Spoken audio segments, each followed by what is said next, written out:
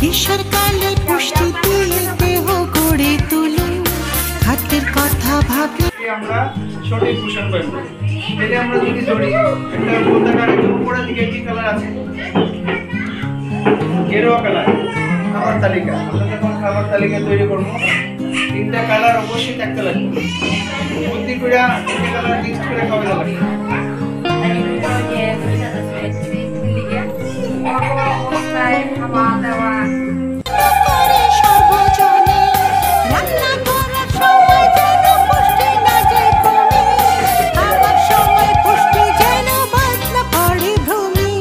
সুষম খাবার প্রতি বেলায় অবশ্যই রাখুন, খাদ্যের কথা ভাবলে পুষ্টির কথাও ভাবুন।